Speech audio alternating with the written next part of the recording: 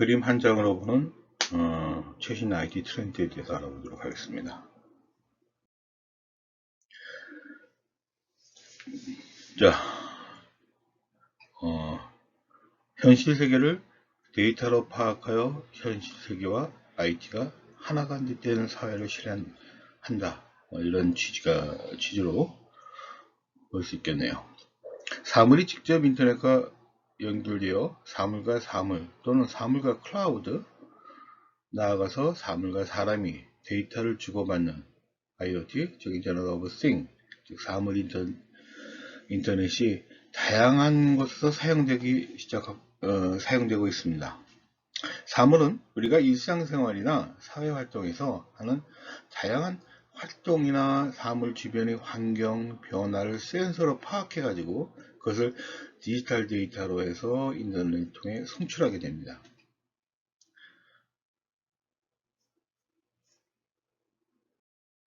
자, IoT는 어떻게 가치를 창출하는지 한번 알아볼까요? 사물끼리 연결되어 전체가 협조는 연기하게 되죠. 즉, 달리는 자동차가 속도를 늦추면 뒤에 오는 자동차도 그에 맞춰 속도를 떨어뜨린다. 이런 내용이 되겠습니다. 또는 또 클라우드에 연결되어 사물 자체가 똑똑해집니다. 전자레인지가 클라우드 서비스를 통해 현재 화제인 요리 레시피를 받아 최적의 조리 시간과 방법을 설정해 줍니다. 일일이 직접 설정할 필요가 없죠.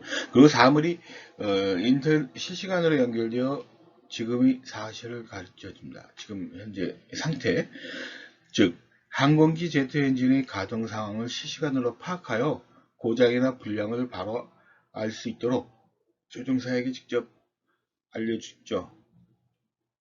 그거에 따라 조종사는 조종을 하게 됩니다.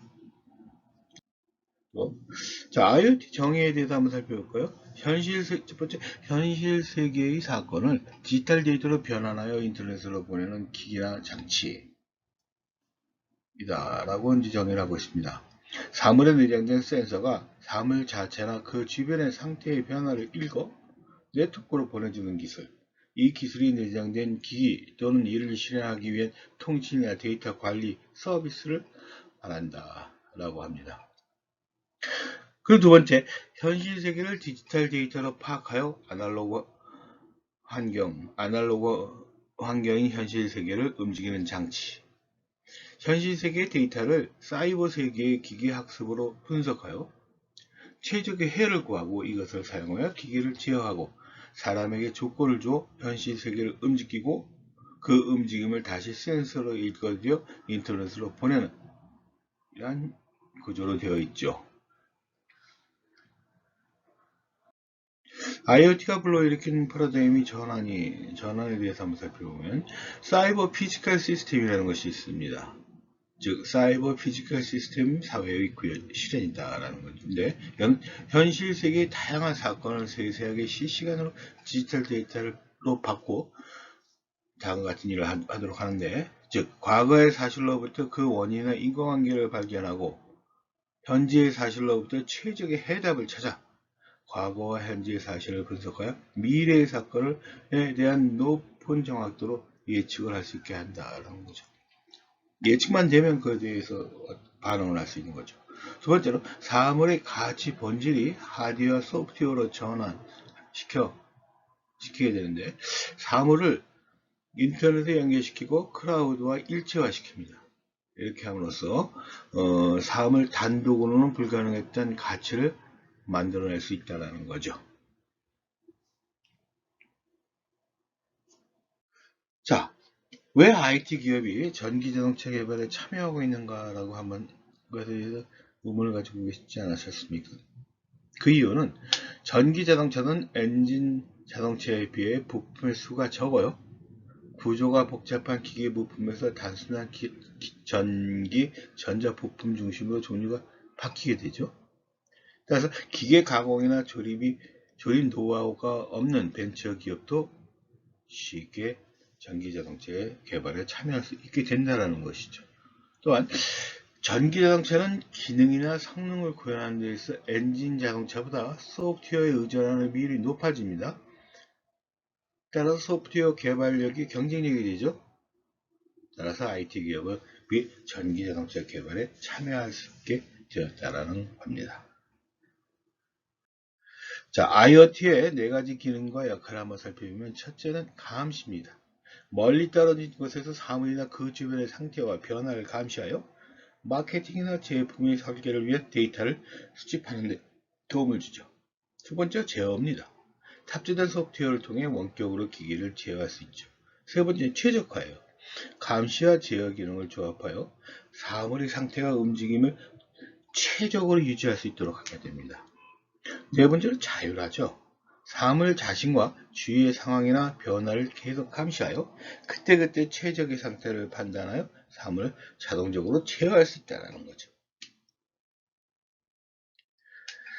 자, 제품 생산이 상식으로 바뀌는 게 되는 3D 프린터라는 건데, 즉 여태까지 제품 생산은 뭐 전문 제조인이 해야 되는 것으로 했는데, 지금은 상식, 인터넷에 널리 펴져 있는 상식만 가지고도 제품 생산이 가능하다. 왜? 3D 프린터가 있기 때문입니다. 데이터로부터 직접 입체 조형을 만들어내는 장치가 바로 3D 프린터예요. 지금까지 물건을 만들려면 그에 상응하는 제조 설비가 필요했지만 3D 프린터의 경우는 어디서든지 물건을 만들 수가 있다는 거죠. 취미용으로 널리 보급되어 있는 3D 프린터는 수지에 열을 가해 녹여 모양을 만들어내는 것이 일반적이지만 지금은 액체 상태의 수지에 자외선을 투사하여 붙여서 형상을 만들어내는 것, 즉 금속 분말을 레이저 광선으로 녹여 굳히는 것을 등 다양한 3D 프린터가 등장했습니다. 즉 금속 분말인 금속 제조도 가능하다. 그런 얘기가 되겠습니다. 이번엔 VR과 AR에 대해서 한번 살펴볼까요? VR은 Virtual Reality, 가상현실입니다. 자기 자신이 CG, 컴퓨터 그래픽 세계로 뛰어들어 마치 그것이 현실인 것처럼 체험할 수 있는 기술이 VR입니다. 예를 들면 항공기의 조종 시뮬레이션이나 3D CG로 3D 컴퓨터 그래픽으로 주택 설비를 설치해 내부를 보여주는 데몬스트레이션과 같은 이러한 역할을 하죠. 두 번째는 AR입니다. Augmented Reality, 증강현실이죠. 실제 현실에 보고 있는 시각 공간에 정보를 겹쳐서 표시하게 됩니다. 기계의 조작 패널 영상 위에 스위치나 레버에 대한 설명이나 조작 방법들을 표시하게 되는 거죠. 즉 눈에 보이는 어떤 스위치 위에 그것을 조작할 수 있는 방법, 설명 이런 것들이 옆으로 풍선처럼 딱 나온다는 거죠. 현실의 공간에 사물을 표시하여 제품의 검토나 교육에 널리 활용되고 있습니다. 자, 그림 한 장으로 보는 인공지능과 로봇 한번 볼까요? 인공지능이란 무엇입니까? 인간이 수행하는 지적인 작업을 소프트웨어로 실현하는 기술이나 연구입니다. 그럼 로봇이라면 뭘까요?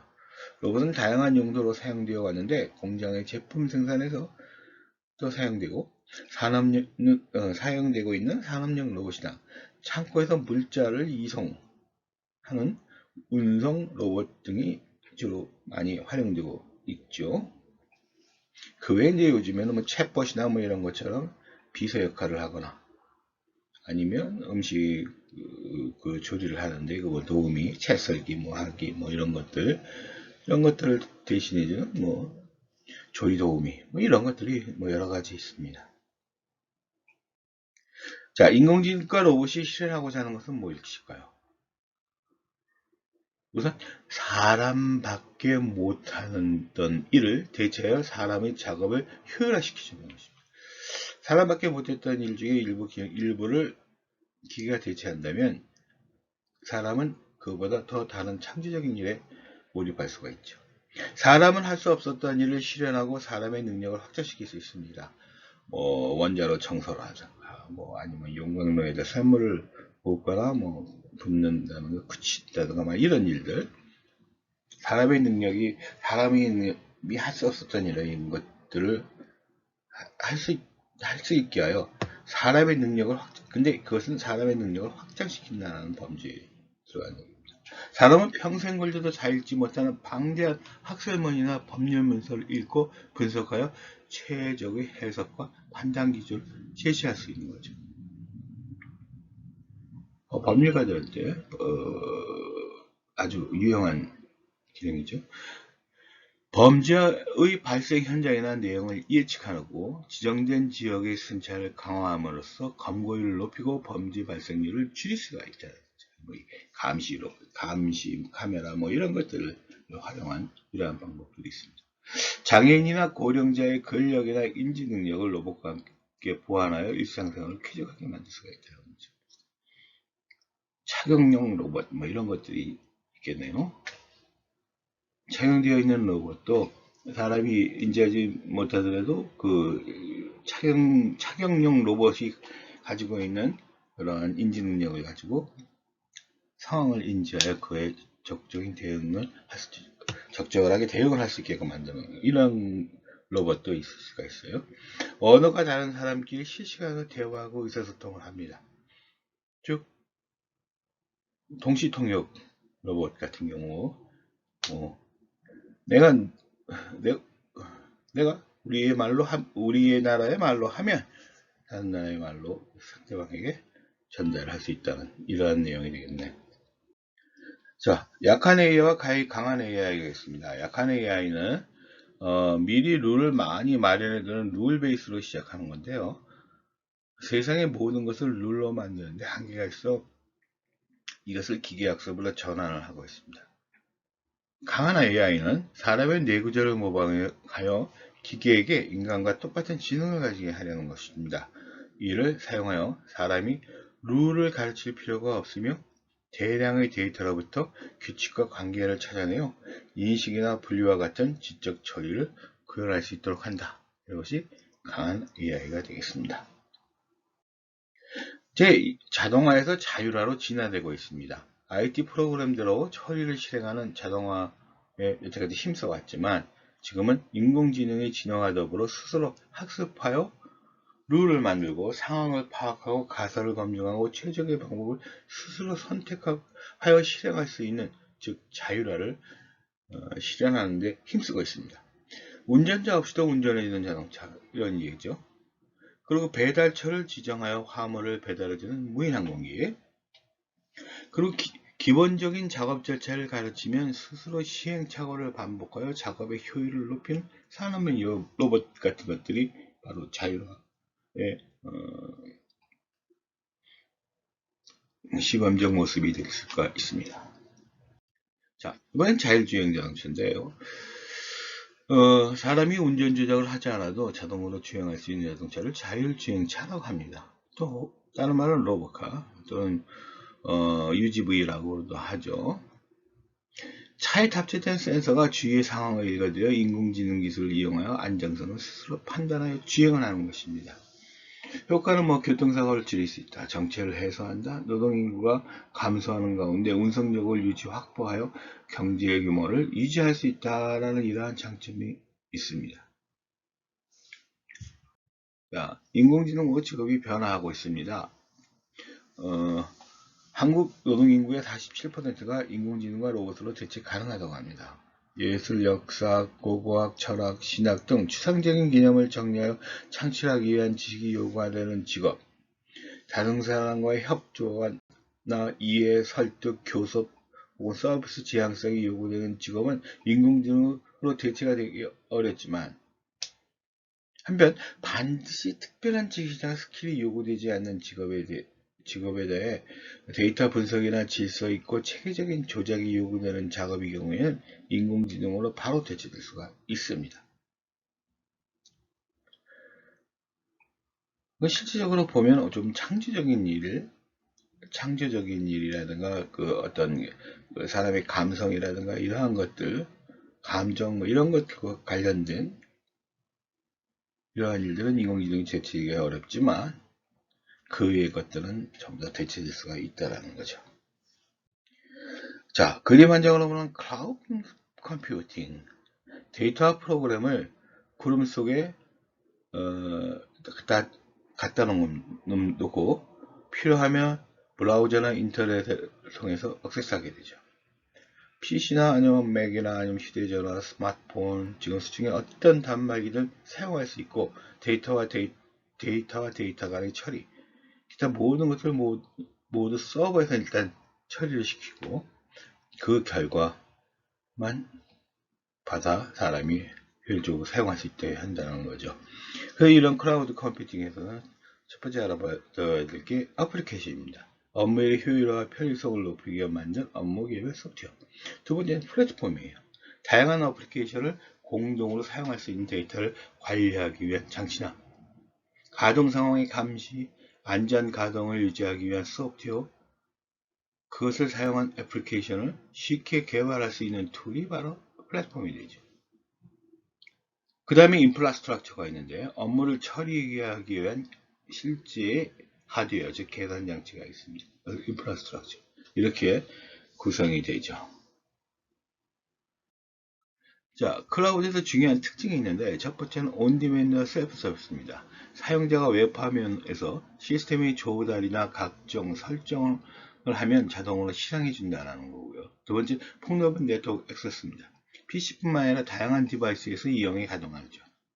세 번째, 리소스를 공유한다는 거죠. 여러 사용자가 시스템 자원을 공유하고 서로 융통성 있게 활용할 수 있는 장치를 가지고 있다는 거죠. 그리고 네 번째, 신속한 확장성입니다. 사용자 요구에 따라 시스템이 확장되고 축소를 즉시 수행할 수 있다는 거죠. 다섯 번째, 서비스 측정이 가능하다는 거죠. 그리고 종량제 요금이 가능하다. 서비스 이용량에 따라서 어떤 종량제 요금이 가능하기 때문에 사용량 한 만큼만 돈을 지불하면 되는 거죠. 서버를 갖추기 위해서 막대한 자금이 필요하지 않다는 그런 얘기가 되겠습니다. 자, 클라우드 컴퓨팅 비즈니스 모델은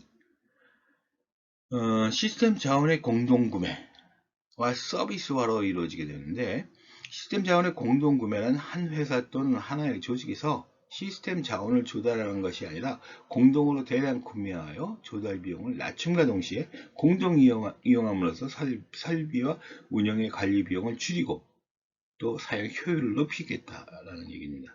한편 서비스는 물리적인 작업을 수반하지 않고 있는 소프트웨어 설정만으로 시스템 자원의 조달 구성 변경을 실현시킬 수 있는 이러한 장치, 이러한 데에서 나오는 비즈니스 모델 생각해 볼 수가 있어요.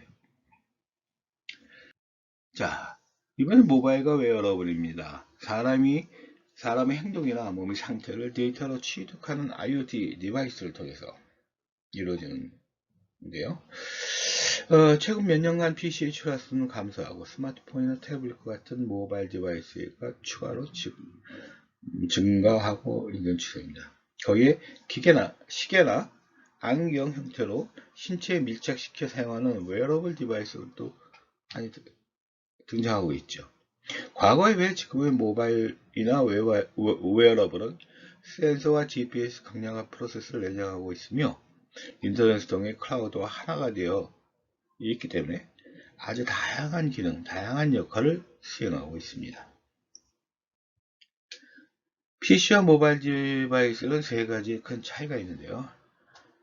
일단 모바일 항시 접속이라는 개념, 그리고 사용자 경험의 인터페이스를 중시한다. 유저 익스피리언스를 중시한다.